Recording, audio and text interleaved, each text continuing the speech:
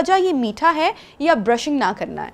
देखिए, जो असल इसकी वजूहात है ना, वो ब्रशिंग ना करना है। देखिए, ये दांतों की स्ट्रक्चर है।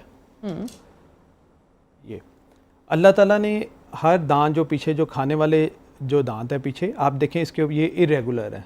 जब भी कोई बच्चा या बड़ा कोई चॉकलेट्स, कैंडी या कार्बोहाइड्रेट या स्टिकी फूड खाता है, अगर वो इसको इस जगह पे लाजमी बात है, जब उसको ग्राइंड करेगा इधर वो फंस जाएगी। अगर वो लॉन्ग टाइम के लिए दांतों की सरफेस के ऊपर या दांतों के दरमियान जो स्पेस है उसमें फंसा रहे, तो मुंह के अंदर मिलियन के हिसाब से बैक्टीरिया हैं। बैक्टीरिया क्या करते हैं, जो इसके अंदर फंसा होता है या दांतों की जो स्ट्रक्चर के ऊपर लगा होता है जो स्टिकी फूड, उसको अपनी फूड के तौर पर यूज़ करते हैं और अपने जिस्म से एसिड निकालते हैं, जैसे हम यूरिन पास करते हैं। तो जो एसिड है वो क्या करेगा, आपको पता है, जहाँ भी गिरेगा उधर कैविटी कर देगा। हमने, आप जितना मर्जी बच्चों को रोकें या बड़ों को रोकें, हम सारे पेरेंट्स क्या कहते हैं कि इनको चॉकलेट्स बंद करवा दें, कैंडी बंद करवा दें। आप बेशक बंद करवा दें, बाहर से कोई रिलेटिव आएगा वो ले आएगा, कि कोई बर्थडे है या कोई फंक्शन है उधर से उन्होंने ले लेनी है। हमने मेन उनको इस पे बच्चों को एजुकेट करना है कि बच्चों ने ब्रश करना है, ठीक है। और दूसरी प्रॉब्लम जो सबसे ज़्यादा कैविटी बनने की है, लोग कहते हैं हम ब्रश करते हैं, हमारे पास पेशेंट आते हैं कहते हैं ब्रश करते हैं।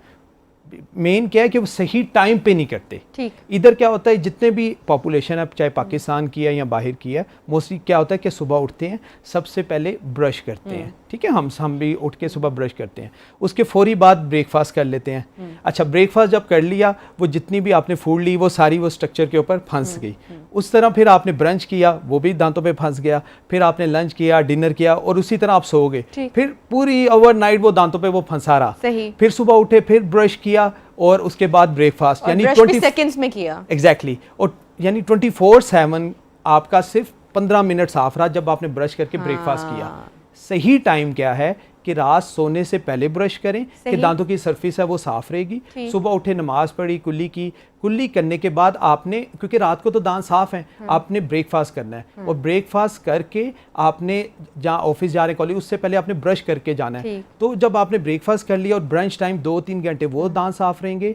और रात को आप जब करके सोए हैं तो 6-7 घंटे जब आपकी नींद है, वो तो 24 घंटों में 8 से 10 घंटे जब दांत साफ रहेंगे, ना दांतों में कैविटी बनती है, अगर बनती भी है तो बहुत कम बनती है, और ना ही बाकी जो गम्स का इशू या बाकी ओरल जितनी भी डिजीजेस हैं। अच्छा डॉक्टर साहब, खाना खाने के बाद जिस तरह आपने कहा कि असल तो गंद हमारे दांतों में तब होगा ना जब हमने खाना खाया, ब्रश के बाद वही, ठीक है। तो हमारे यहाँ ये ट्रेंड नहीं है इतना ज़्यादा कि इस तरह से लिस्ट्रीन या माउथ मॉइस्चर का जो इस्तेमाल है, अगर हम हर मील के बाद, आपने जिस तरह कहा साफ़ पानी से अगर आप कुल्ली करें, तो अगर आप लिस्ट्रीन से कर लेंगे या माउथ मॉइस्चर से कर लेंगे तो भी काफ़ी हमें हेल्प होगा कि साथ साथ हमारा मुंह साफ होता रहेगा। एग्जैक्ट। अच्छा जी, देखें, वैसे भी सुन्नत भी है कि आपने जब खाना खा लिया उसके बाद आप कुल्ली करें। दूसरा ये है कि अगर आप जब भी नमाज पढ़ते हैं उससे पहले आप कुल्ली करते हैं, ठीक है, उस टाइम भी आपके 5 टाइम्स आपके वो दांत कुल्ली करने के बाद उसके ऊपर जो जमा होता है वो साफ़ हो जाता है। जो माउथ वाश हैं ये स्पेशल आप रेगुलर तौर पे भी यूज़ होते हैं और मेडिकेटेड भी होते हैं, ठीक है। तो उसमें मेडिकेटेड क्या, बाद ऐसे पेशेंट्स हैं जिसमें ठंडा गर्म ज़्यादा लगता है, एज के साथ साथ गम्स नीचे जाते हैं तो उनको ठंडा गर्म लगना शुरू हो जाता है। या दूसरा कि अगर कोई डिजीज़ है, लाइक उनको कैविटीज़ है, तो उसके अंदर भी माउथ वाश की जो सिलेक्शन होती है। और तीसरा ये कि अगर माउथ ब्रीदर्स हैं, जैसे स्मोकर्स हैं, उनके लिए भी डिफरेंट है। जो जब भी आपने माउथ वाश आपने यूज़ करना है, वो समटाइम्स आपको डेंटिस्ट आपको बताएगा कि आप रेगुलर यूज़ करने की ज़रूरत भी है कि नहीं है। ये नहीं करना कि आप उधर जाके आपने कहीं पे ऐड देख ली, हाँ, उधर से आप ओवर द काउंटर जाके आपने माउथ वाश ले लिया, उसके बाद यूज करना शुरू कर दिया। ठीक है। अच्छा डॉक्टर साहब, अब मैं इसी के साथ दूसरी बात को करना चाहूँगी कि जिनके मुंह से स्मेल आती है, ये भी एक बड़ा मोस्ट कॉमन मसला है। इसके एक तो रीज़न क्या है वो एक आप बताइएगा 1 बाय 1 करके, और फिर इसको ट्रीट कैसे करना है। अगर आप 100 में से जो 80% जो मुंह के अंदर से स्मेल आती है, उसकी वजह यह है कि दांतों के ऊपर कैलकुलस लगा हुआ है। अच्छा, ठीक है। और वो कैलकुलस क्यों लग जाता है वो मैंने आपको बता दिया। अगर आप 2 टाइम पे ब्रश करें वो कैलकुलस लगेगा नहीं। अगर वो लगा हुआ है तो उसकी जो ट्रीटमेंट है वो उसमें स्केलिंग और पॉलिशिंग करवानी चाहिए, ठीक है। दूसरा ये है कि आपने जब बाद दफ़ा जो आपने दांतों के अलावा ज़ुबान के ऊपर भी अगर आपने दूध लिया है या कोई चीज़ आपने ली है तो वो उसके ऊपर जम जाता है, तो दांतों के अलावा आपने ज़ुबान भी साफ़ लाजमी करनी है। तीसरा ये है कि बाद लोगों को जैसे एसिडिटी का इशू होता है और साथ स्टमक की प्रॉब्लम्स होती है, बर्प आते हैं बहुत ज़्यादा, तो उनके मुंह से भी स्मेल आती है।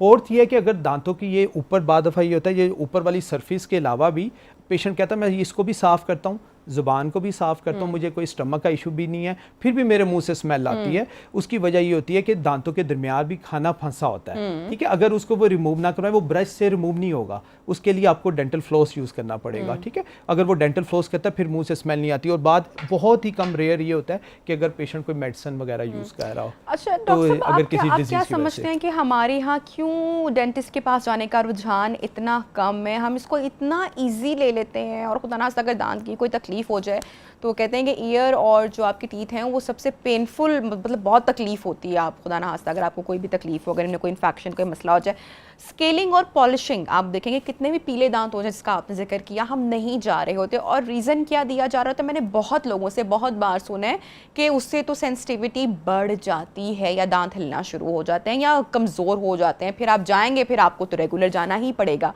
इस मिथ को भी ज़रा ब्रेक करते हैं आज। अच्छा, सबसे पहले आपने कहा कि डेंटिस्ट के पास लोग क्यों नहीं जाते। सबसे पहले ये है कि जो ये डेंटल ट्रीटमेंट है ये महंगा इलाज है, ठीक है। तो दूसरा ये है कि आपको स्टरलाइजेशन का भी डर है। आपको ये होता है कि अगर मैं डेंटिस्ट के पास जाऊंगा या जाऊंगी, उधर से मुझे कोई जो इंस्ट्रूमेंट्स हैं वो स्टरलाइज है भी हैं कि नहीं है। हाँ। तीसरा ये होता है कि आपने जब डेंटिस्ट को आप सर्च करते हुए आपको डर लग रहा होता है कि सीनियर कितना है या जूनियर है।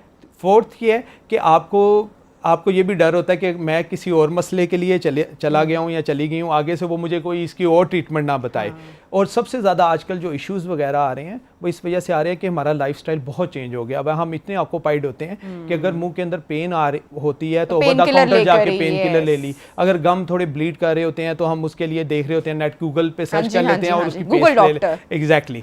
तो मेन जो ये वजूहात हैं जिसकी वजह से हम डेंटिस्ट को विजिट नहीं करते। लेकिन जो अगर आप ओवरऑल देखते हैं, मेरे जो एक्सपीरियंस है ओवरऑल जो आता है कि ये महंगा इलाज है, ठीक है, जिसकी वजह से लोग इसको विजिट नहीं करते। तो इसलिए मैंने आपको पहले बता दिया कि आप डेंटिस्ट के पास जाने से बेहतर पहले प्रिवेंशन जब आप स्टार्ट कर देंगे, जितनी आपकी बीमारी है वो रुक जाएगी, और जितनी आपको लग चुकी हुई है, लाइक आपको कैविटीज़ हैं या कैलकुलस वगैरह, वो आपको रिमूव करवा लेना चाहिए। दूसरा आपने जो क्वेश्चन किया कि स्केलिंग और पॉलिशिंग के बाद जो दांत वीक हो जाते हैं और जो ठंडा गर्म लगना शुरू हो जाता है, ऐसा 1% भी नहीं है। पूरी दुनिया में अगर सबसे ज़्यादा जो डेंटल प्रोसीजर होता है वो स्केलिंग और पॉलिशिंग होता है, क्योंकि उसके अंदर पहले ये क्या होता है कि आपने जब दांतों के ऊपर कैलकुलस लगता है, दांतों के ऊपर जो कैलकुलस लगता है, ये देखिए ये दांत है, इसके साथ ये मार्जिन्स है, इस मार्जिन्स पे जब वो लगता है, वो बैक्टीरिया क्या करते हैं, इसकी रूट्स को और बोन को ख़त्म करते जाते हैं और गम्स मार्जिन को। जब ये जो गम्स और बोन नीचे जाती है, उसका जो सेंसिटिव जो दांत का नीचे वाला पार्ट है, रूट, वो जब एक्सपोज हो जाती है तो उसे ठंडा गर्म जब लगता है, तो जो ही वो ऊपर जब जमा होता है, जब डेंटिस्ट क्या करता है उसको रिमूव करता है, जो ठंडा गर्म है वो थोड़े टाइम पीरियड के लिए लगता है, लाइक 2 वीक्स के लिए या 1 वीक के लिए। अगर आप रेगुलर इसकी स्केलिंग और पॉलिशिंग दांतों की करवाते हैं फिर ठंडा गर्म नहीं लगता।